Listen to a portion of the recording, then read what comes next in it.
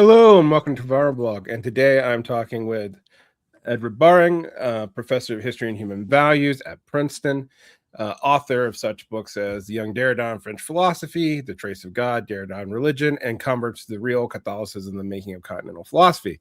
But today's book is about Marxism.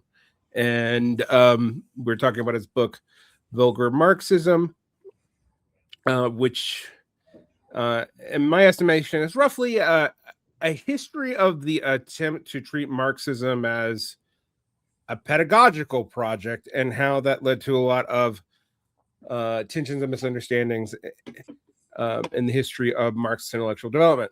How are you doing today? Very well, thank you. Thank you so much for having me on the vlog. Yeah, I've been looking forward for this one. I got your book, and learning that the quintessence of Marxism was written by Korsch was surprising, and that was in the first page. So, and I consider myself pretty knowledgeable about early 20th century Marxist development. So me being like, oh, there's a text other than the Erfurt program and the Road to Power from the late 19th to early 20th century that's more well-read than Marx that I've never heard about again. So it was really impressive as that goes. I want to ask you though, why the focus on Marxism? Your prior work is more on continental philosophy. So what led you to this? Well, I mean, all my work has been involved, I'm an intellectual historian. I'm interested in ideas that matter, that shape the world, that they get picked up.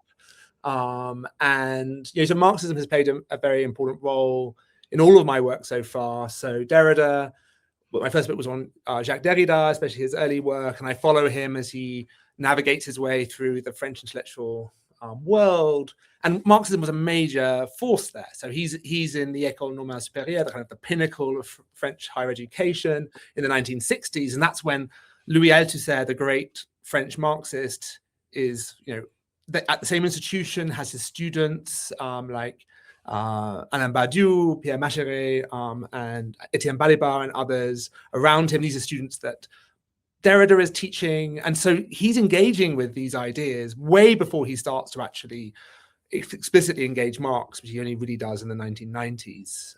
And so it's such an important part of the intellectual history of the 20th century. And even my last book, which is on continental philosophy, and especially about Catholics and their role, the engagement with Marx's kind of social thought is central to kind of sort of developing views on Catholic views of the of society and politics in the 1930s and beyond. Either productive engagement sometimes clashes. And the other thing I think that turned me to Marxism, I'm interested. Intellectual history is often regarded as something that is interested in only the ideas of elites, and I think I am interested in ideas like exciting, important theoretical texts by really interesting people. But I also want to focus on ideas which weren't just kind of like in academia, separated off from the rest of the world. I wanted to think about ideas that really mattered, that changed things. So Catholicism came up a lot because Catholicism is this huge, it's an institution to focus around ideas and ideas on a mass scale. And when you kind of think of another parallel to that, I mean, you can't do better than Marxism. I mean, Marxism is, it is this enormously rich intellectual tradition with huge debates, but it's also something that affects the lives of millions of people. You bring up the quintessence of Marxism, read by hundreds of thousands. And so that's why I focused on this aspect of Marxism, and also why this aspect was so interesting to me. To focus on that, I mean, we today, because of probably the intellectual hue of people discussing Marxism, tend to focus on Marx, Engels, and texts that, if we are quite honest, often were not highly read at the time they were written. Whereas, if you look at the texts that were popularly read in Marxism in the late 19th century, you have things like I've mentioned, the Erfurt Program explanation by Kautsky, the Women in Socialism by Babel, The Quintessence of Marxism by Korsch, which is a test that really is completely forgotten. I had never heard of it. And these were way more read than the kind of primary theoretical texts of the socialist tradition in some ways. And I think we forget why. I mean, sometimes you'll hear people talk about this idea that they were going into factories and just doing read out loud groups with Das Kapital, which did happen, but I'm imagining not a lot. I mean, the original version of Das Kapital has untranslated Greek in it. It's not necessarily the most approachable thing, even if just in length, for workers to go through even a verbal reading group. If you could look at the literacy rates of workers, we're also often learning to read concurrently to being exposed to these texts. But Marxism clearly has a pedagogical project going on. Yeah. Why do you think this pedagogical project is often forgotten about when it's actually crucial, as Lars Lee points out in his book on rediscovering Lenin, that that was the main point of a lot of even the ideas of the Vanguard Party was largely an educational function idea. The idea of the merger thesis was about education. Why has this educational mission of Marxism kind of been forgotten about in a lot of the receptive texts? I mean, I think there are lots of reasons for that, and I think Lars Lee has done a lot to bring back this, aspect to our scholarly attention. I mean, I think part of it is to do. I mean, and if you look around, everywhere people are talking about it the whole time. I mean, you don't have to look very far, even in kind of the text that we do read. But I think there are a number of reasons why. Firstly, I mean, it does require you to kind of look at what people were not just writing, but what they were doing. What are they spending? What institutions they are set up? What are they spending their time doing? Those things are hard to study. You can't just go to the library and pick up a book. And so that, I think, is one part of it. You have to kind of think of this as kind of practices that people are involved in, institutions they're setting up, and that's just much harder to do. I think it's also the nature of the texts we read. So, I mean, you bring up the quintessence, which is, I start with because, it's unknown today, but probably was the most famous book written by Karl Korsch in his lifetime, the most widely read, the most rapidly translated into multiple languages within a couple of years. But it's, it's a short text. It seems to be pretty simplistic in its Marxism. It seems pretty expected, and so we tend to skip over those things. We like to in some ways that I suggest in the book that there's like an inverse proportion to we like to read books aimed at sort of a small set of kind of educated intellectuals, published in some relatively boutique presses or in small numbers, and in fact not to those which are aimed at a very, very large audience. And I think thirdly, kind of the most important reason perhaps is also kind of the way we read texts. So we know that in Marxism, theory and praxis are meant to be intimately linked, but we tend to read Marxist texts as if they're kind of propositional accounts about the world, about describing the world as it is. And then even if we read texts which have this pedagogical goal, we tend to see them as an account of how you teach the working class. It's sort of a detached theory rather than a practice themselves. Many of these texts are in fact involved in the process of education, and we could forget that. So we read Marxism as a theory like about the working class rather than being one for them or to them.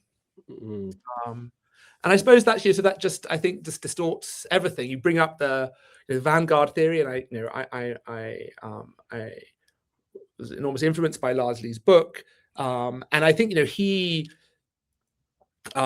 wants to emphasize the pedagogical aspects. The idea about the vanguards. You have a vanguard who has the most advanced theory, and they teach that to the workers. And then the workers will conduct the revolution for themselves. They understand what needs to be done. They will act. But it's very easy to move into kind of like the argument that Lars Lee is arguing against, which is that, oh, well, maybe they're doing the thinking for the workers. They are leading them because the workers don't understand. Now I think there are reasons why we pick up that view, but in large part it's because we cut out the education from our understanding of what Marxism was. Which I guess, brings the title of the book into bear. Like, in this book about pedagogy is also kind of, reception history is not quite the right word, but maybe like a etymology slash reception history of the idea of vulgar Marxism as related to this pedagogical project, because it's actually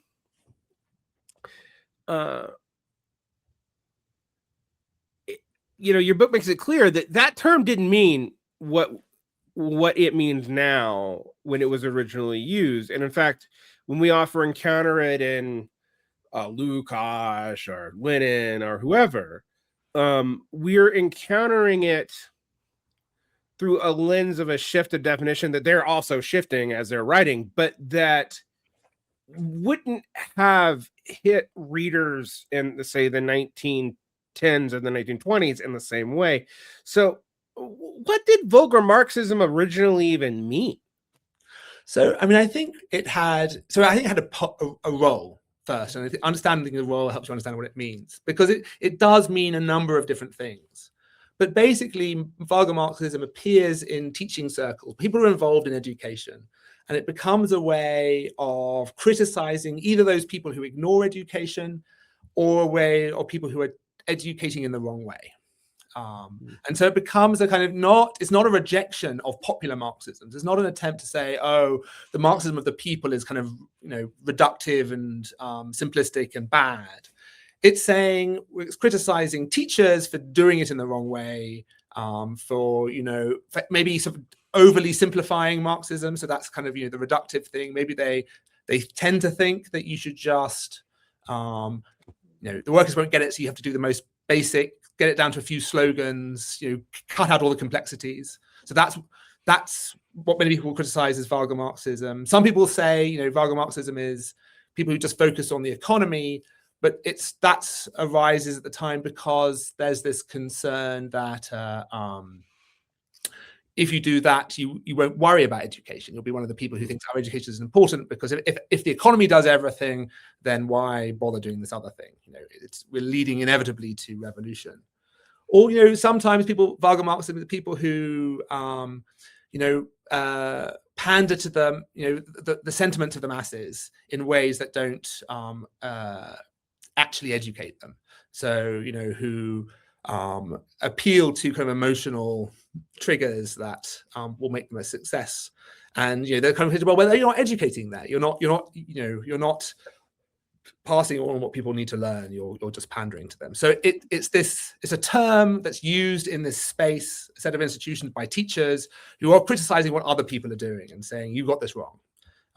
And you can see from my description there why the terms that we have, that's like reductive, that it's schematic, that it perhaps is overly economistic, why those might come out of that meaning, why it might also be read as something, as a rejection of popular Marxism in general, but that's not what it started with. It does seem like that you have like a family of resemblances in the meaning that's pretty clear, even between the early uses and today's usage. But like when I think about vulgar Marxism, I think about early 1950s Soviet schemas. And then when I know that when Lukács is referring to it, he means what Kautsky was telling the Second International in those two books that I just mentioned in the beginning.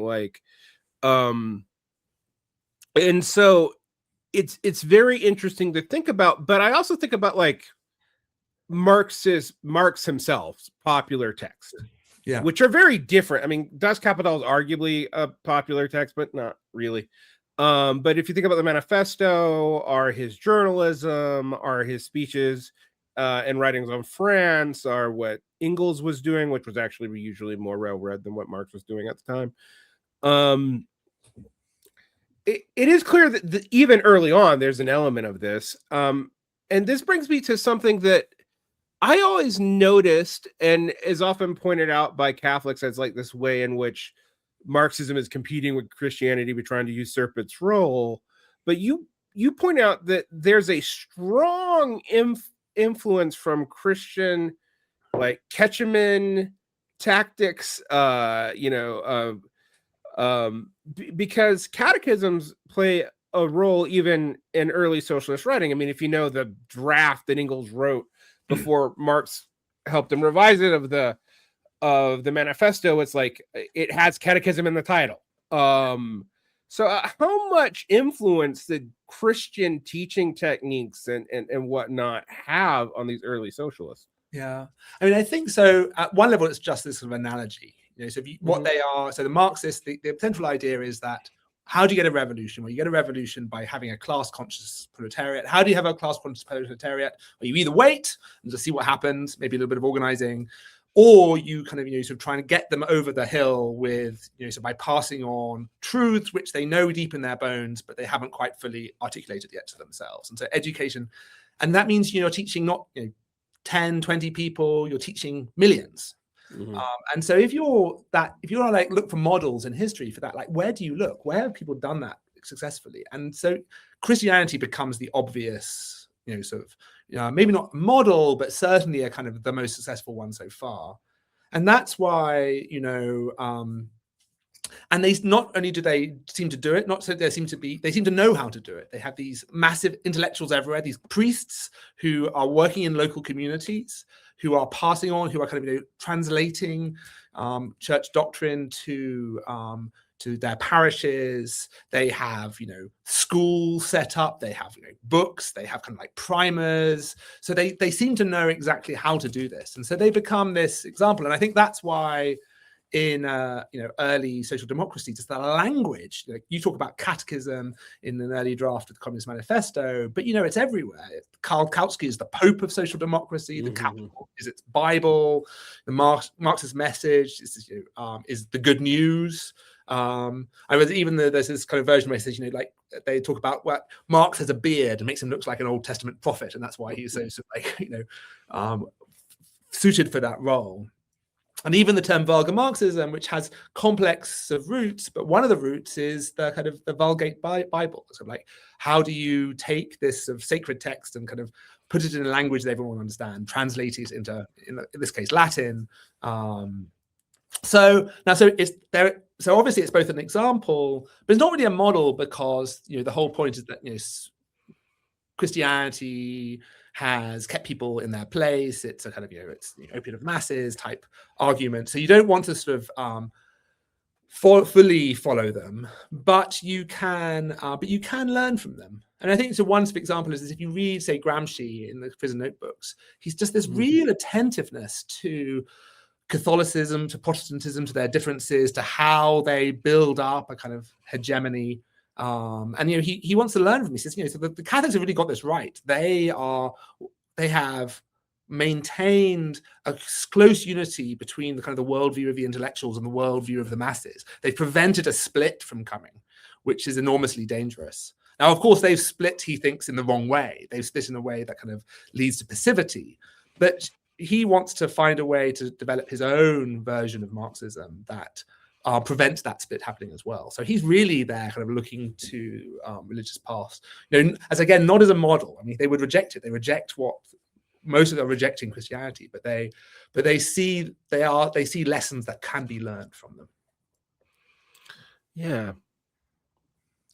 I mean, that tension about the relationship to Christianity, because it's a successful mass pedagogical project, but also a major hindrance to what they want to do, and in some key ways, does seem, rather omnipresent and somewhat obvious when once you notice it. I think about also the attempt that Kautsky tries to do of kind of rebranding Christianity's relationship to socialism and some of his historical writing about Christianity.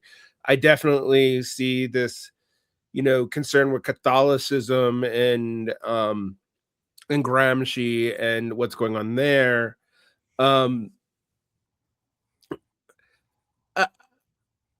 it is interesting to me, though, that this interest in translating Marxism into something comprehensible and understandable to the worker comes from people who, we don't think of. I mean, we really don't tend to think of Karl Korsch in particular as a person pushing what would be called a stripped down vulgar Marxism. I mean, if people are familiar with Korsch's work, it tends to be as reflected through the Frankfurt School, or in his later work on Marxism and philosophy, or even his stuff around the KPD, the Communist Workers' Party, which was kind of a council-esque, not really totally councilist, alternative to the Communist Party and the socialist, and I guess at the time too, socialist parties in Germany.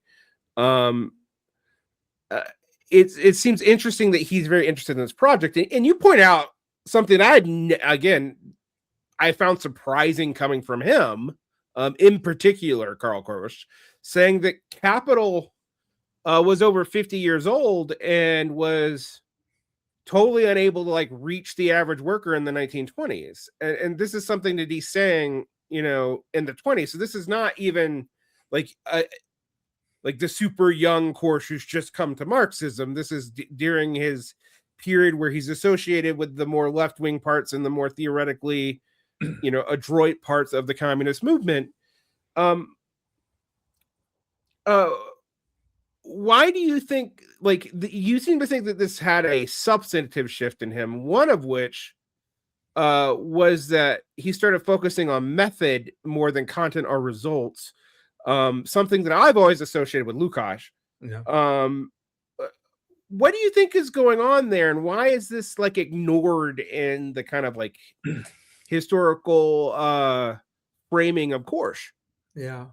I mean, I think, so I think you're right. We tend to think of this argument of method over results or conclusions as to do with Lukács. We tend to think of Korsch not as a teacher. But I think actually, so when you look at this argument, this argument that he says that we have to focus on method, results, and we look at it in its broader context, we realize first that it's everywhere.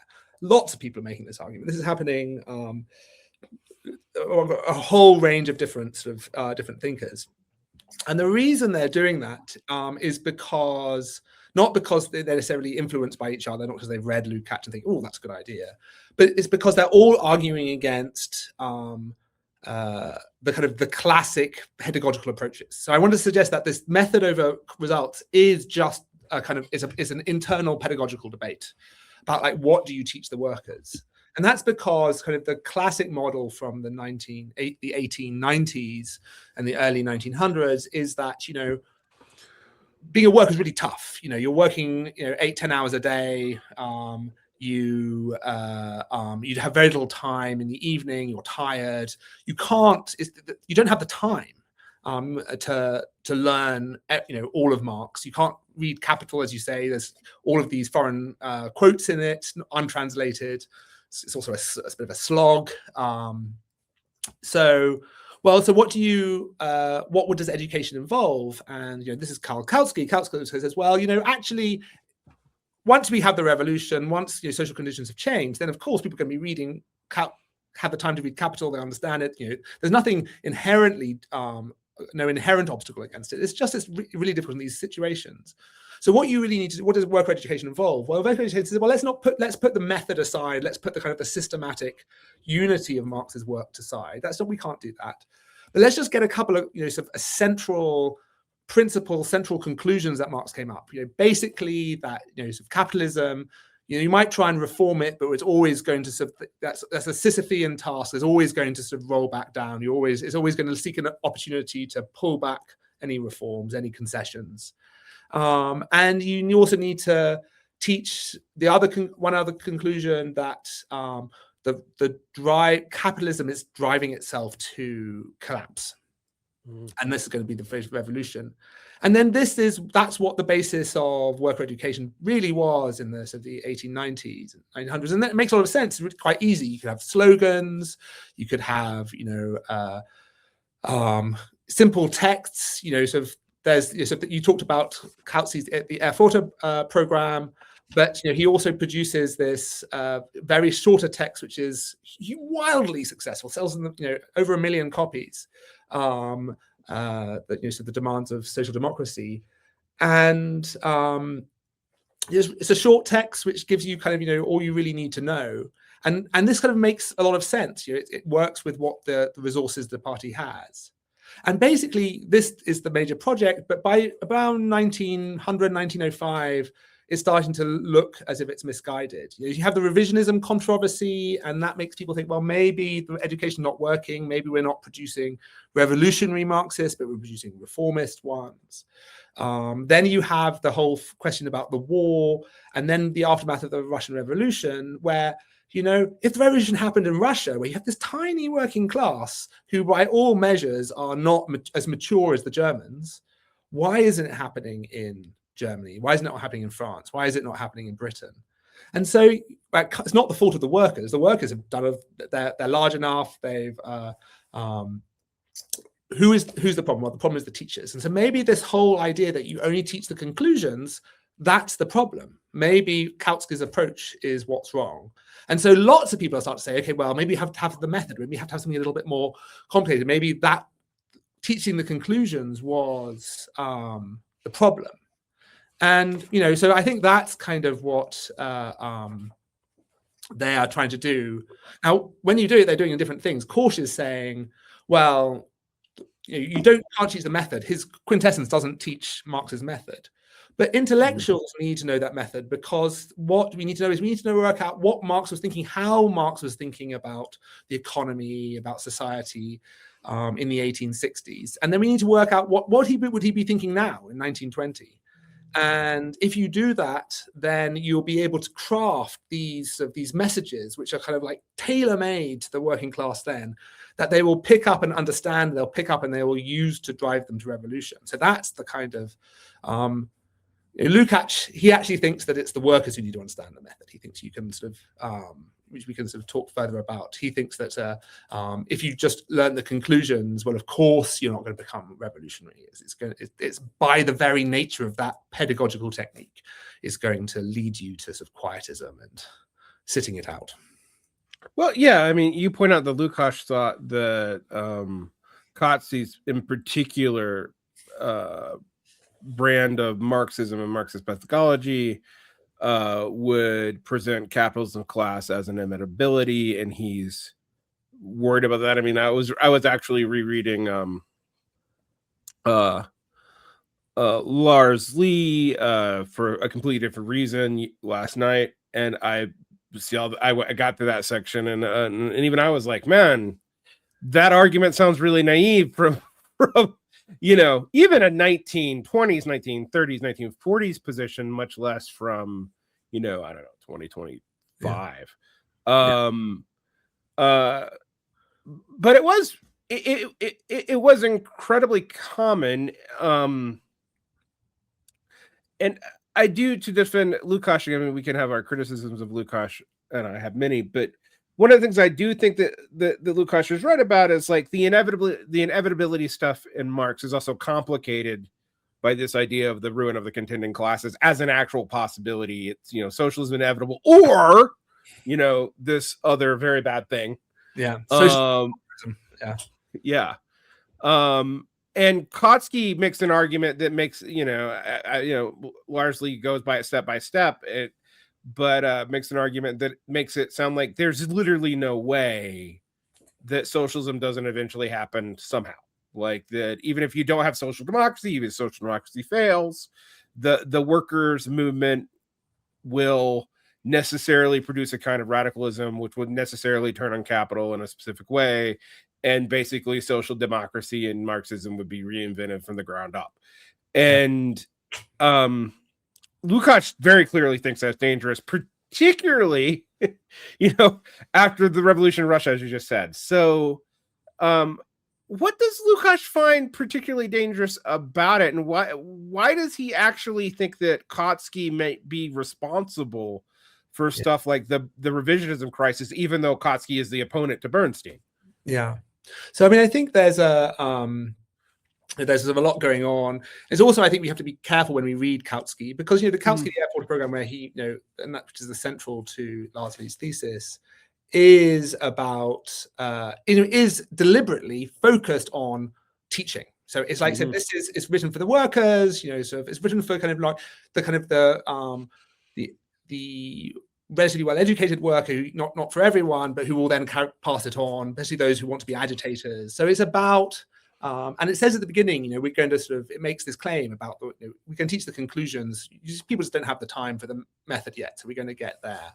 And I think that changes how we look at it, because, he does, he thinks that, not as necessarily as a kind of a theory of history, but at least at a certain level, at what you're teaching the workers, you want people to know that the forces of history are working on their side, that there is this sort of like engine of history moving in this direction, because he thinks that that is an essential part of building up the consciousness and the will to be involved in revolution. So there's kind of a sense of kind of the psychology there. And even when he has this inevitability runs through human consciousness. It's like, it's he says at one point, just because I'm saying that history is happening, that the collapse of capitalism is inevitable, doesn't mean that you can just put your hands in your pockets and sort of wait it out.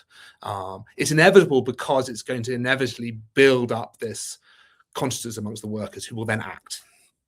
And how do you build up that consciousness? Well, you get a sense that this is where history is going. Get on board, get on the bandwagon, because and this is not a doomed quest. This is not some kind of a sort of quixotic task. This is going to happen. Now, already people are saying this is, if you think like that, if you talk about this necessity, well, people are going to say, well, revolutions is difficult and bloody, and you could die, you could definitely get hurt, almost certainly lose your job, and if it's inevitable, why put yourself in that danger? Why sort of sit out? Why can't you just sit it out and allow it to come? And so there's this worry already from the in the 1900s that this is what actually Kautsky's teaching is producing, not actually a unified working class, but a divided one. And then, Lukács comes along and says, well, this is because if you just focus on the result, then of course it will make you, if you just say, the result is that, capitalism is doomed by its own internal contradictions. Well, of course, you'll forget the kind of the method that he got there, which involves thinking about social relations and how they change. And if you recognize the method, then you realize that history is not something happening behind the backs of the workers. It's something that's happening that is dependent upon very particular situations on their action. So now, of course, I'm sort of sympathetic to Kautsky because, it's very easy to see what is this pedagogy? Well, Kautsky knows exactly what this pedagogy involves. He knows what books you write. He knows you got to worry about various levels of education. You've got to get people literate. You've got to help them improve their literacy. You have to write the right text that will engage them. You need to sort of he translates capital because he doesn't like all these foreign language quotes, and he thinks you can make it read more fluidly than Marx's original. So you can do all these things, and they make sense. When Lukács comes along and says, you've got to teach the method. Well, the question is like, how? How do you teach this method? It's very hard, and Lukács comes up with lots of different answers which constantly change over the course of the 1920s. But it's a pretty big problem because the party just doesn't have the resources. The party's just not big enough. Can't organize a graduate seminar with the entire working class of Hungary or Germany or whatever. So that is, and so I think Lukács runs into problems too. Well, I guess to get to both Lukács and Korsch, we have kind of skipped over a couple of crucial events, and one thing that I noticed from your book that I'd never thought about before is what is to be done in State and Revolution, in particular, even more in State and Revolution. You see this shift in the way Marxists who are not academics, these are people engaged in popular education. Pravda is basically an education project. Iskra is too. The both as a revolutionary Social Democratic Party of Russia and later on as the Bolshevik split of it, you very much have this consideration about education. But Lenin argues almost like a modern scholar in that he cites quotations and cites debates and goes through systematically the logical debates, particularly in State and Revolution. Why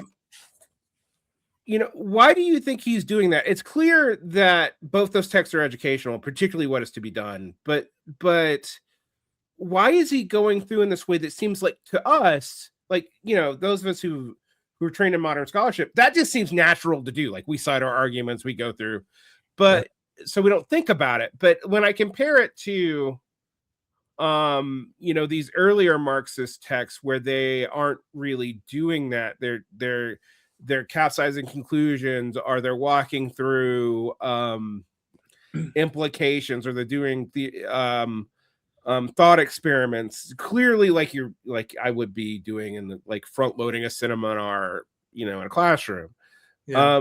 What accounts for that shift? Yeah, I mean, I think he's just in a very difficult situation, and I think it's interesting. I think it's important to recognize that he's writing State and Revolution just outside of St. Petersburg, and then he basically gives it up. He gives it up mid, and he stops. And you can, there's this sort of, he says, far better to have the experience of revolution than to write about it. And I think there's this tension when he's writing it. He all through the text, he's making these claims about, I'm giving all these quotes. I'm discovering these sort of slightly obscure Marx texts to try and prove to you my theory of the state. Oh, this is going to be tough reading. Not many people are going to do this. And I think the way to kind of think about it is that it is a pedagogical text. He's trying to change it, but he's got a tough task. He's got two things he wants to do. So he's come back to Russia in 1917, and he basically says, well, who is the most important pedagogue in Russia at the time? And he thinks it's Kautsky. He thinks that Kautsky has read far more than anyone else. He's translated, more than Marx. His ideas have been enormously influential in kind of, educational circles in Russia, even for Lenin himself before the war.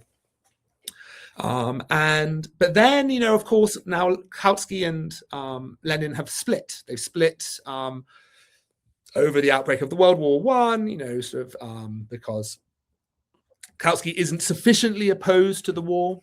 And then also they split, especially over the kind of the February Revolution of 1917, where Kautsky explicitly says, this is time got to work. The Russian working class is too small, not mature enough. It's just not ready for revolution. So we need to work with the provisional government, use the rights that they've given us to kind of further promote it, and then slowly build up the working class, make it bigger, help kind of this economic transformation that will make it more powerful, but also enter into this educational process that will make it more mature. And Lenin is saying, no, that's entirely wrong. And it's getting in the way of revolution, because actually now is a revolutionary time. And especially if you tell the workers, if this is the message that they're hearing, you work with the provisional government, they've got, they're going to have the entirely wrong idea about what they need to do now. And so at one stage, he's trying to argue against Kautsky. He's saying that Kautsky's is teaching the wrong stuff. And this has been, and he has to show why Kautsky's wrong. It's kind of a complex argument, because Marx doesn't talk too much about the state after revolution, or what, you have to gather bits from various different texts. And so it gets quite philological quite quickly. But he wants to suggest that sort of Kautsky has, basically missed the question of the state, and this has led him to all his problems. And so this is this intellectual project, but it's an intellectual project which is also about pedagogy. It's about getting it out to the masses. And he wants, he says, we need to teach the workers now what they need to do now for the revolution. They need to get this work out. And I think that's, so And that's where he starts to have his doubts. Like, why is this the right way now during the revolution, during this very, very revolutionary moment to encourage revolution, to write this book? Well, maybe actually the best thing to do is what he says is maybe what's the best teacher now? Well, maybe the best teacher is just the experience of revolution. The experience of revolution which taught the proletariat in France in 1871 and can now teach the Russian proletariat in 1917. And so if he gets back, and maybe that's the best teacher in these situations at this time. So he's, that's, I think, he's trying to do too many things at once. And I think that's why he basically gives up on that book. Well, it does seem like without that, though, you don't get History and Class Consciousness by Lukács. But, Lukács A is accused of making errors from, the Bolsheviks later himself over that book. The accusations of tailism being one of the primary ones. But the other thing that we get with the Lukács is like when I read History and Class Consciousness, I do get that he's trying to popularize this this form of methodology that's very Hegelian, and this Hegelian methodology is what he's aiming for. But I will admit that it almost, if I gave a worker History and Class Consciousness, I don't imagine the concept of totality is going to be obvious to them. Yeah. How did that book go over, at the time? I mean, it's a classic now, but, not only was it condemned, I imagine it probably also didn't really, quote, work. Unquote. I mean, it's important to recognize it happens after the failure of the Hungarian Soviet Republic. So he's in exile in Vienna. He's writing it. He's writing there are massive splits within the Hungarian Communist Party that he's on the kind of basically the losing side of. And so it's his attempt to try and sort of understand what went wrong. I mean, it's also, I think it's a book that is an account of sort of education, but one that comes to the conclusion that that at this time, education narrowly defined isn't really going to cut it. So if the first ideas where he develops his idea about method and conclusions happens when the revolution has happened. And he thinks this is the great moment. The Hungarians have come to class consciousness, they've taken power, and he's trying to describe it. And he says that they have understood the method. They have understood Marx's method. But then, of course, he's writing it afterwards where it's failed. And he thinks that it's failed in large part because the lack of resolve of the Hungarian working class, especially in the facing kind of, foreign armies in the period. And so he's trying to think about, so he set himself this target. Now he's trying to work out how is it possible to get it. Well, at one point he says, well, maybe you can't teach people to understand the totality, but maybe you can give them the idea of the totality. And that the idea of the totality will be enough to kind of get a sense of their action. But later on he says, well, maybe the real reason is if you can't teach this stuff, what you can do is you can draw out the kind of the inherent knowledge. So he thinks that actually, he says at various moments, every worker is deep down an orthodox Marxist, i.e. one who understands the totality, because they live capitalism, they live this, and if you just put them in the right situation, then suddenly it will make sense to them. You don't have to sort of write a really complex, in fact, maybe even a few slogans. This is kind of interesting that he gets back to, in some ways, the Kautsky position. Maybe even a few slogans at the right time, in a revolutionary moment, will suddenly click and bring them up. So he embraces this idea that maybe the true teacher is the school of revolution. And that will, as you do that, you sort of marching on the streets, protesting, striking, will suddenly make you realize that as a class unified in solidarity, the proletariat has the ability to transform the course of history. Right. But you can't teach it, but maybe you can live it. Right. Which is why when you read those sections of History and Class Consciousness, totality feels almost circular, because it's like one of those things that you are embedded in when you are embedded in it and it happens, and then you're in a revolutionary spirit because the totality is obvious to you, but it can't really be obvious to you until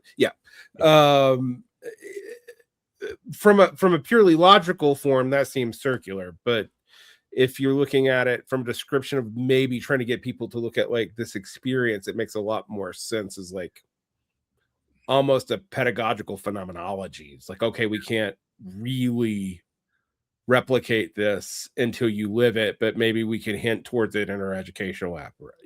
Yeah, I think it's also just worth. I mean, in my view, it's because he sets himself this standard at a time when he thinks the revolution has won, and then he's faced with the problem when he realizes he hasn't. He comes to this argument when he thinks the revolution has happened, and then suddenly he realized the revolution hasn't actually happened, or hasn't happened effectively. And so he has to then work out how it's possible to make this happen. So I think it's a little bit of a kind of Hail Mary pass in my view. Maybe in the right situation they'll get it, basically. Yeah, and this is beyond the scope of your book, so we don't have to dwell on it. But I think about like later Lukács, which is often considered semi-Stalinized, and for decent reasons. But like in his text that we now call The Destruction of Reason, you seem to be getting more of a theory about why this didn't work and what bourgeois intellectual currents were like blocks, more than a positive pedagogy. And that seems to be a lot of his late work, is like more explaining like, why did this not actually so it makes sense that this comes from this like dual recognition. Things feel really optimistic, but also yet not simultaneously. One of the things that I got from your book is the importance of not reading these people through their later lens, like to try to approach the periodicity of each text. I mean, this is a good practice anyway, but we tend not to do it. In the context that it was written in, not in the context of the author when we know the author's whole life. And with someone like Lukács or Korsch, that seems very important. Like, because reading, very late Lukács is very pessimistic, and right before he passes, and reading History and Class Consciousness through the lens of that probably does completely decontextualize it for people. Yeah, I mean, I think this is the general thing we tend to see. This is kind of this Marxism of failure after the war. And it is important to realize that they were thought that it could happen any moment. I mean, this is a moment of great revolutionary potential for many of them. Now, there are obstacles, of course, there are always obstacles. It's hard because, of course, capitalism is not going to go easily. But these are, we project the pessimism back. But, even though we can perhaps see where the seeds of it are starting to grow, but at this stage, it's not that they've retreated into theory. They've not retreated into sort of grand hotel abyss. They have. They think that these are ways. They're thinking in very concrete ways about what it would mean now to have a revolution, or in the near future. Yeah, and it's interesting how much this parallels Korsch, but Korsch goes in slightly different directions with it.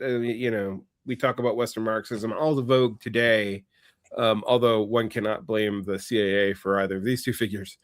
It seems, Korsch is interesting, keeping everything rigorous while also making it, approachable. Yeah. Do you think he feels like he ever achieved that? So, I mean, I think when you look back on his later work, he starts to, to reassess. He writes this auto-critique of Marxism and philosophy at the end of the 1920s, and he thinks that he has perhaps. So there is this sort of central kind of problem, which is which he retrospectively thinks that he might have fallen into, is that, well, so you have a lot of faith in the workers. The workers are, the ground is fertile. They are ready for revolution. You just need to sort of do your part and do your part well. But of course, they're not revolutionary yet. And so what they know and think is not quite what they need to know and think in order to be able to, in order to act. And so you have this, now, are you what you're teaching them just really what they already know in their bones? It's like, I mean, Lukács says this, every worker, as I said, is in their bones an orthodox Marxist. Korsch thinks this, that the revolutionary workers' movement is just primed, ready for this revolutionary theory. So are you just giving back their own ideas, or is it because it's different from what they think? It doesn't actually, is it actually an imposition from a foreign class? So like when Lenin criticizes tail ending, that's like leading from behind, going to the lowest common denominator. He wants to promote a theory which is ahead of the workers, that is, it leads to their kind of aspirations. But is this just an imposition? And Lukács' Korsch starts to think, well, maybe this is actually a kind of form of dictatorship. Maybe this is ideological dictatorship. It's the party imposing its own ways, possibly bourgeois ways, onto the worker. And then he starts to worry that his own version, which involves workers, intellectuals crafting a Marxism that is suited for the workers at their time, is that just actually intellectual imposition as well? He starts to think that maybe that was the case. He certainly didn't think that in 1923 or 1922, but by the end of the decade, he did. Yeah, I mean, and I'm going to bring up an obscure figure, but in some ways he sounds like a lesser version of someone who took it to the most extreme, like Hermann Goethe, who basically even rejected unions, like all unions, not just bourgeois, unions, like even communist-led ones by council communists. Those are also probably bad because they're too much of an imposition. So this leads me to your fifth chapter discusses a figure that I was not super aware of. This is Hendrik de Man, who begins, what could be called the psychological turn, but he does it in terms of worker education as opposed to like the Frankfurt School, which is highly theoretical.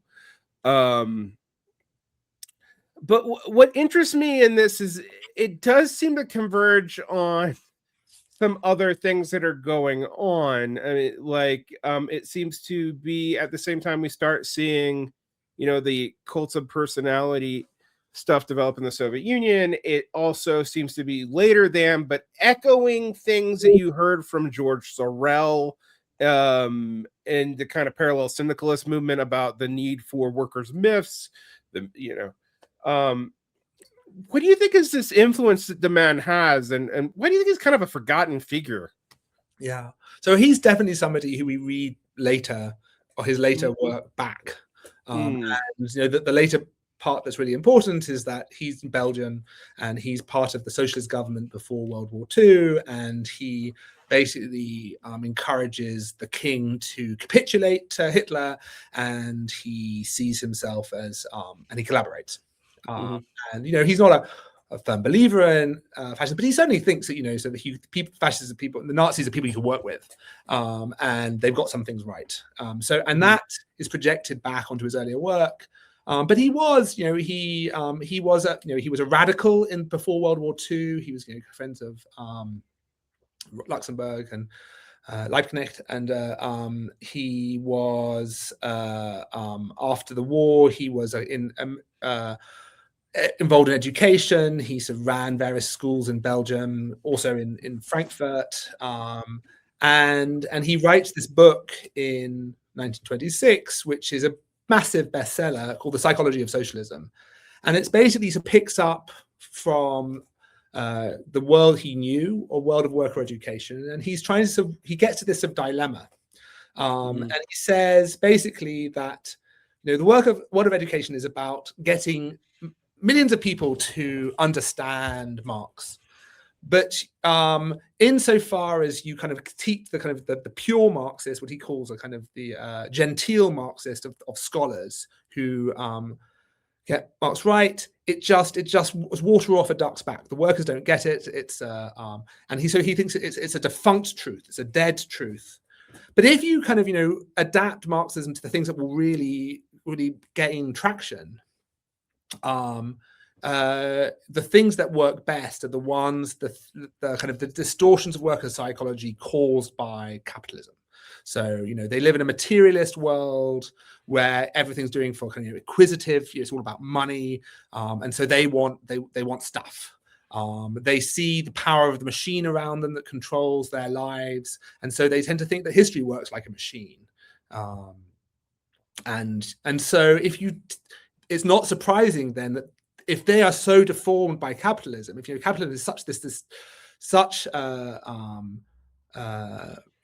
debilitating condition for the workers, it's not surprising that the Marxism that gets picked up is this reductive version. And so he says vulgar Marxism is a living error. So you have this problem. You get caught between the two. You either sort of keep the truths of Marxism, but it doesn't work, or you work out a kind of doesn't get nobody picks it up, nobody reads it apart from a small number. Or when it becomes a proper political movement, it's only because you're a vulgar Marxist. And that's what he thinks that the Soviet Union have done. They've appealed to the lowest common denominator, and they think that, and so therefore, no wonder that this is not the kind of the emancipatory project that de Man and others had signed up for beforehand. And so that's this really big challenge. He's just taking on the central question of education. How do you actually educate millions of people? And he thinks that it basically fails. And one of the reasons I think he becomes enamored by the Nazis, because he thinks now the Nazis, they can really move the masses. They can really get sort of broader support, and they can get things done. And maybe if you took a few lessons from them, that you could sort of institute socialism in a way that would kind of take away all these distortions of capitalism, and then maybe you have a proper socialist consciousness arise. So he gets sort of enamored by their kind of popular success, because he thinks that the pedagogical project has failed. Yeah. To put it somewhat vulgarly, he seems to be the kind of nightmare combination of Frankfurt School conclusions and Sorelian and maybe even Italian elite school conclusions all at the same time. I think that's a good way of putting it, yes. So you just because I was reading him, like, oh, this reminds me of Robert Michels, and it reminds me of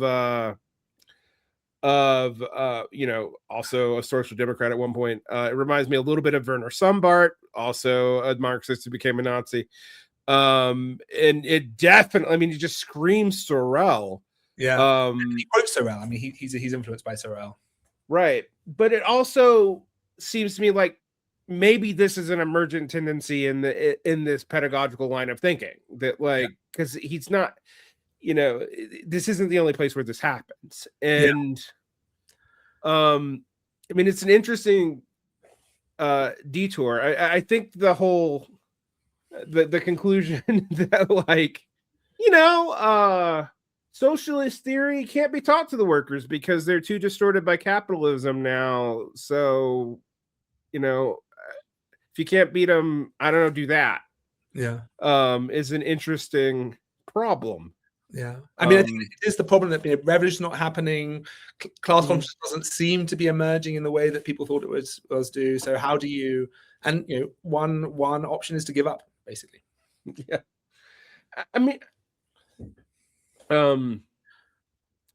that brings us to Gramsci. Although I guess it's worth mentioning that during this time period that we're talking, that this is when vulgar Marxism really shifts from an accusation against teachers to an accusation of bad theory, and that starts with Lenin, but it's really moving through this time period, right? But between Lukács and de Man, when we get the Gramsci, we get him picking up something that's mentioned, in Lenin, but not a whole lot else in Marxism. And that's hegemony, as a kind of cultural force. And a lot of people make a lot out of this. Yeah. Many a right-wing conspiracy theory begins here. But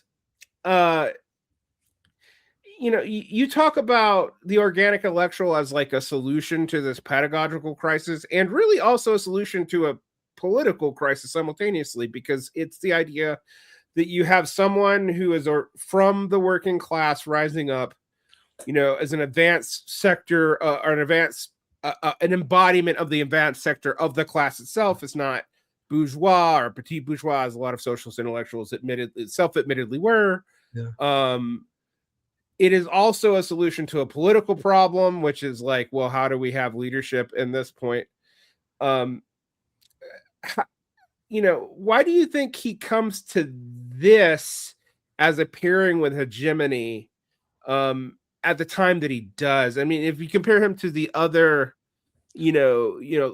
like I think about him in comparison with his like great frenemy Bordiga, who goes in a completely different, like almost platonic direction of like, no, we just double down on the program and we make it like absolute, and we don't. Yeah. And we just insist on it until all the factions go away, and we don't, like sessions.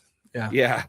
Yeah. Gramsci clearly thinks this isn't going to work. And, I mean, history, there's not a mass Borges party anywhere on the planet. So, what, how do you think the organic intellectual is a solution to this pedagogical and political problem? And then, how does that relate to hegemony? So, I mean, I think it's. I mean, I want to say, in some ways, Gramsci talks about pedagogy all the time, as all through the prison notebooks. But I want to suggest that, and so, but that it does come at actually the quite practical questions of teaching, and I draw a lot of attention to this.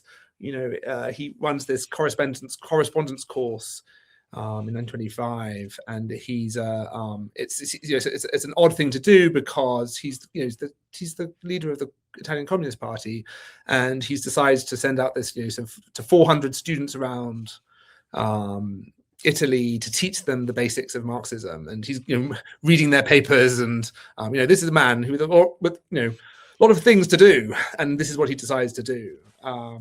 And I think he thinks that this correspondence course is a failure. He stops it after 2 installments, and he's trying to work basically to rework it by the time he's arrested. And then but I think he's thinking about these problems, and he's thinking about the problem we just talked about that De Man put forward. And I can make this point that that De Man is, depending on how you count, is hard in the prison notebooks, but he's the third most cited Marxist thinker, or in the whole of the prison notebooks, and he seems to have really annoyed Gramsci. I mean, Gramsci hates him. He thinks he's got him completely wrong, and this is way before De Man turns to collaborationism. But he thinks that this dilemma that you can't teach the workers is, if you teach them, if you're successful and you pass something on, it's going to be necessarily denatured by the fact that it's picked up by these people corrupted by capitalism. And if you hold the truth, it's just never going to stick. And I think that that's this problem that he's trying to address, and he thinks basically that the organic intellectual is a way of doing it. And what the organic intellectual is doing, it's both somebody who is deeply ingrained involved in their communities, who comes from the working class, but also importantly, the organic intellectual is not transmitting knowledge. He's not taking knowledge from the outside, as it were, to use Kautsky's language. Even if this has been developed elsewhere, what the organic intellectual does is, trained in a proper way, is to help the working class think through their own ideology, to work through what Gramsci calls common sense, which he thinks has, and to basically to pick out the bits that lead to the sense of the workers' agency, that allow them to engage as active people in the world, to develop their own hegemony rather than be subject to somebody else's hegemony. And he thinks that this solves De Man's problem, because if you do that, the problem De Man identifies is when you try and send in from the outside this Marxist theory and hope it sticks. And he thinks it sticks with the bits that most get that are most distorted by capitalism. And Lukács says, well, there are those bits there. Sure, yeah, we know this. We see, I mean, that's how bourgeois hegemony works. Of course, there are aspects which sort of like gum up the system, that are kind of add doubt in the working class. But there are all these other bits that emerge from their own practice, from their own action. And if you're organic intellectual, you're able to like tease those bits out, show that they're in contradiction with the aspects of bourgeois hegemony, and slowly help the working class discard this old bourgeois hegemony and develop their own worldview, a kind of a philosophy of praxis. And so if you do that, then you're able to sort of get past de Man's dilemma. You're able to work through the kind of the positive aspects of what he calls common sense. And that's kind of like a big, I mean, it is a shift in the way in which we think of education, because the way I suggested it worked beforehand for basically everyone, for Korsch, for Lukács, for Lenin, is that the intellectuals, you go to the workers, you understand, you try and put yourself in their situation from their standpoint, you try and understand the world from their perspective. It's not objective, disinterested science, and you develop this theory in close engagement with them, really important. But then you give it to them, and they will understand it, and you teach it to them. And those are two separate processes. And what Gramsci is saying is, no, actually, the development of what he calls of Marxism, but basically like what he calls the philosophy of praxis, emerges out of it's the kind of Socratic engagement with the workers, helping them think through what they believe, work out their contradictions. That's where Marxism emerged. So Marxism emerges in the educational act, not separate from it. Yeah. I mean, one of the things that your book actually made clear to me is like, I could read Paulo Freire, even though he comes out of a completely different liberation theology context, as actually also trying to do a similar thing that what Gramsci is getting onto with this organic intellectual. Yeah. I think exactly. So it's not the banking system of education, right? It is interesting, when you read the prison notebooks, which are admittedly not easy to read because part of them are in code because he's in prison. Yeah. But how much this idea of education comes forward, how much he's pulling from older traditions, how much Catholicism and early republicanism, since the focus, I mean, people tend to read Gramsci's writing about Machiavelli is just about power, and no, he's also writing about like, how do you form mass movements with people who are relatively uneducated and get them educated? Like, that's a major concern that he has. Yeah, I think the major concern, I would say. Right, and I think do you think there's a lot of misunderstandings of Gramsci because people not really think about this in his educational context, or I mean, I think there's a whole Gramsci industry turning out books, and many of them are kind of excellent. But there's also a kind of like a common understanding of Gramsci, which I think often runs into these problems, that sees him as a kind of a theorist of bourgeois hegemony, which I think it's part of it, but it's only a small part of his work. It's about proletarian hegemony. So again, there's this attempt to try and make him into this sort of pessimist. So yes, so I mean, I think there is,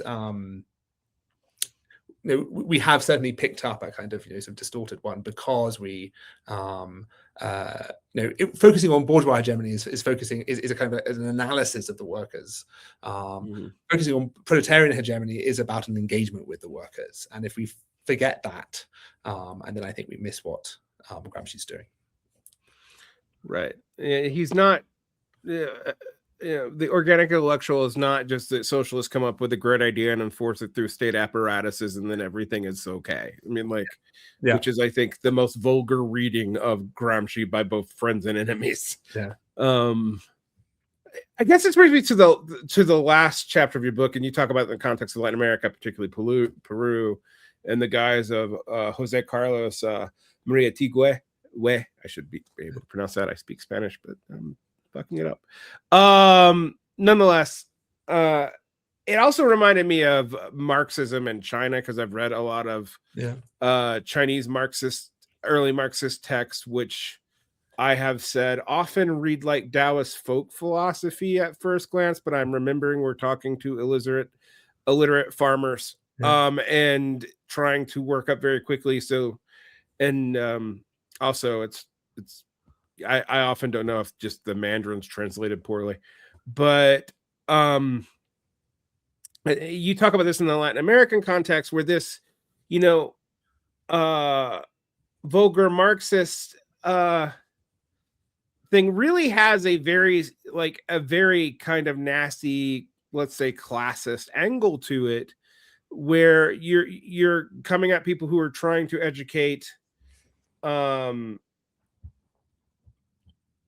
peasants who are not even fully industrialized, into a theory that developed in industrializing Europe, and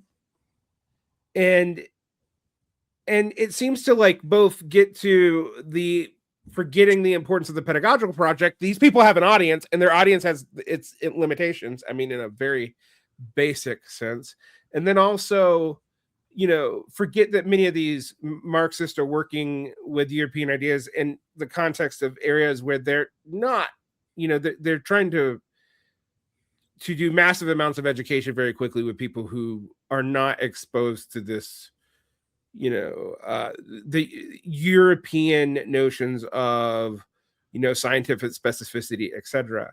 How do you think, like, in a way, like, you talk about this as a limit to vulgar Marxism, but it's also a limit to the accusation that, like, there are some unfortunate things by this time developing in that accusation. What do you see in this attempt to do like peasant education with Marxist terms, and how that changes the way people respond to it? So actually, I see it as quite liberating. I mean, so because I focus on Kautsky because I think he uses the term, but he also uses it in a way that helps suggest why it's not really useful for him. And that's one of the things that as I've been suggesting so far, is the sort of the difficulty about this sort of form of education is that there is this an optimism about the workers, that they can get it, that there's something about their lives, because it's so shaped by industrial capitalism, that they will just know the truth of Marxism when they get it. And so that kind of faith that they have some sort of essential connection to Marxism means that you can kind of like hold on to it as a kind of defender of that orthodoxy as long as possible, because just wait for the right moment and they will get it. And that's where this kind of optimism about the workers can lead to forms of forms of authoritarianism, because you start to think that well, I know the answer, and they are in the right moment, they're going to get it too, and just have to hold on to that as long as possible until the right moment comes. Now, of course, when you're talking about rural peasants, rural agricultural laborers in Peru, they're not part of the capitalist system. They've not been shaped. They're not ready. There's no theory which makes you think that they're ready to understand this. And so suddenly there's sort of the kind of the very thing that allows you to hold on tight, to sort of to make no concessions, to not rethink, perhaps not to sort of dare say learn from what they think and what they do. That prohibition has been lifted, because what you're now doing is you're now trying to work out, well, what is a kind of a socialist consciousness that would work for Peru? How would it fit with what they already know? How would it make sense to them? How might it guide them in their actions? And there's a much greater kind of flexibility there. There's a much less, people don't cleave to orthodoxy in quite the same way. And so I think that as you lose this kind of this notion of vulgar Marxism, so to criticize all the people who disagree with you, you open up to a space for a much more sort of fluid, a much more heterodox Marxism. Now, of course, there are problems with that. You can lead to a kind of it's quite difficult to know what to do, what actually counts as consciousness, what counts as vulgar Marxism is very useful, because it allows you to say, okay, well, this is the wrong form. this is what we have to do better, you just lose that orientation, but you also lose, I think, some of the strictures that are so much problem in Europe. I guess it leads me to think about where we are right now, and I mean, we could talk about at least two of the individuals that we've spoken about, maybe three now, because Lenin's also a lot more discussed in academia than he used to be, as having academic cottage industries around them. Like, there's definitely a Lukács industrial complex, there's definitely a Gramsci industrial complex, etc. But this gets to like a whole problem of Western Marxism, as a tradition, and Western Marxism is itself a fraught term that we can't agree on what it means in any given day. But that it by the mid 50s, and in the United States, kind of probably as early as 1930s, to be honest, you start seeing more and more Marxist in the academy. And that seems to be where it's focused. And yet that also seems to weirdly signal that it's no longer part of an educational project. So while all the Marxists are actually now in educational institutions, Marxism is not a mass educational project anymore. What do you think that means? And do you think there's, a shift and directions here? I say this as a person who literally does a podcast that is not only, but about 50% at least about Marxist history and theory that is not aimed at academia, even if I think probably about 40% of my audience is probably academics. Is that shifting back? Are we now seeing an end to the long march through the academy? Yeah, I mean, I think so I think these are sort of difficult and complex questions. So I first want to say that actually maybe what we call Western Marxism is seen as the beginning of this retreat, kind of this esoteric theory. That's kind of the Perry Anderson line in Consideration of Western Marxism. That's detached from the working class. Well, I think there's more in there than we give it credit for. And I often to think that, actually, maybe we've got it the wrong way around. Maybe it isn't that theory has become detached from the workers. Maybe that there are institutional conditions that existed in the 1920s that just don't exist in the 1930s and 40s. And basically that's, so who is, at the beginning, do we think of as Vulgar Marxism? Well, we think of it as kind of, Stalinist education, so a reductive kind of, and basically, what happens, I think, is in the 1920s, where I really focused much of my book, it really made it, there were teachers, there were programs, there were class books, there were classes, there were schools. You could really think about being engaged in a mass project of education through the institutions of the party. And then as the party Stalinized in the late 1920s, and suddenly, basically what are they reading they're reading Stalin's short course on the history of the Soviet Communist Party, which sort of crowds out all other things. It's very difficult to work out how it is that you're going to involve yourself in this project. So it's not so much that they move away from education, it's that education shuts down, the kind of mass party education just shuts down for them. And so I think that means that maybe we don't see the problem as in the theory, but we kind of, maybe there are still resources in the theory for helping us think through these questions. And so I want to recuperate them a little bit more.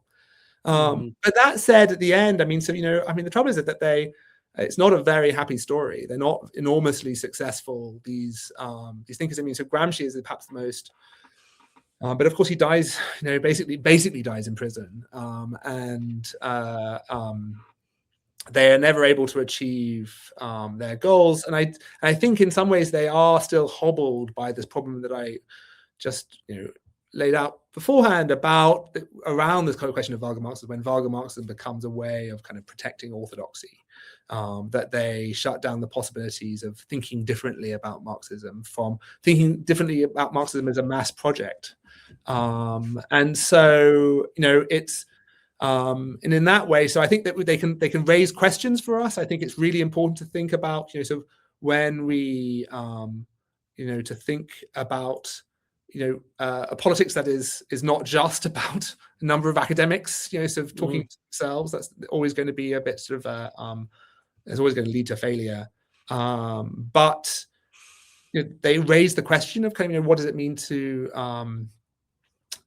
build up a kind of a mass democratic movement of people acting in solidarity with each other to achieve political goals. That's, I think, a really important question. How do you achieve kind of sort of that solidarity? I don't know whether they gave us good answers. I think we have to come up with those answers ourselves. Yeah, I definitely feel that as a union rep and a person who even deals with the educated, I often feel there's just a massive gap between people who are immersed in this history and theory and people who are not. And sectarian Marxism, unfortunately, hasn't been a great answer to this either, since it tends to speak in such a specific lingo, even more than the academics, that like most people just don't know what they're talking about, much less whether or not we agree with the party program that they're pushing from whatever year they pick. Usually sometime between the 30s and the 60s.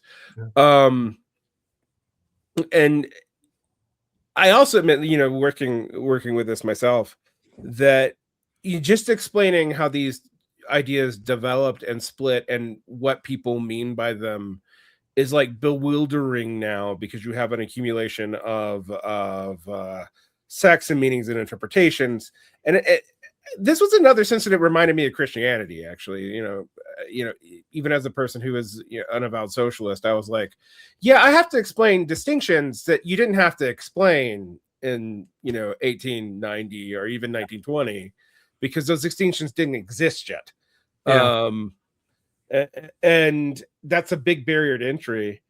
But I just found your book really refreshing as a person who's like, it always seems like we're talking about economism or political determinism all the time. Yeah. And I'm just like, well, we can't really. The whole purpose of political parties is not just to organize to take power. That is the purpose of it, but it's also to intersect with the class, to educate them. And that is not part of the political party tradition explicitly in other traditions in the same way that it is in socialism. Right? Like liberals, I guess they kind of had that. Conservative parties have never really totally had that, even though they had propaganda outreach. The education stuff wasn't part of their mission historically, really, because why would they even care? The hoi polloi aren't really supposed to be a part of politics anyway, depending on how conservative you are. So I find this refreshing to think about, and I find that your discussion about how vulgar Marxism shifted through this tack as an accusation, as a way of enforcing orthodoxy, as first in pedagogy and then later on in ideology, as a whole, then as a way of complaining about the Soviet Union. It was very helpful for me just to understand what the aims of early socialists were. And I do feel like we don't always read this educational mission when we're reading these works. It is interesting to me like Lukács was an academic, and a lot of these people were academics, but they weren't writing in journals. And I think that is something we often forget when we talk about them today. Yeah. And I think, and it changes how we read them, and it changes what we can get from them. Yeah. So do you see yourself ever working on a project where you tie this into what happened with the French thinkers in the 60s, or? There was a time when I was thinking about whether this, it can carry in that direction. And I think, you can see various different, I end with Althusser, who I suggest, he writes his own accessible edition of Capital with kind of like a glossary at the back in order to sort of try and appeal to the workers. And I kind of think that's a kind of basically a kind of a failure. But I think you see it also in a kind of, you know, range of, you know, some of the kind of the post-Marxist traditions who are engaged in the kind of question about what does it mean to build a kind of political unity, you know, sort of, you know, people like sort of Bertrand and Wolff and others, who, but yeah, it would be a much longer book. So, and kind of probably a more fraught one because you're talking about people closer to living memory. That is also. Well, your work is readily available. Like I mentioned, your 3 other books that are about European intellectual development, most of which overlapping with the left. Is there any other work you'd like my audience to know about? I think you've covered all of it. Thank you. Yeah. Thank you. I've really enjoyed this, and I think people should check out your book. It is very clarifying for a kind of specific problem that I think is important if any of this stuff is going to matter at all. Yeah. Well, thank you so much for having me. Yeah. Thank you for coming on. Have a great day. You too.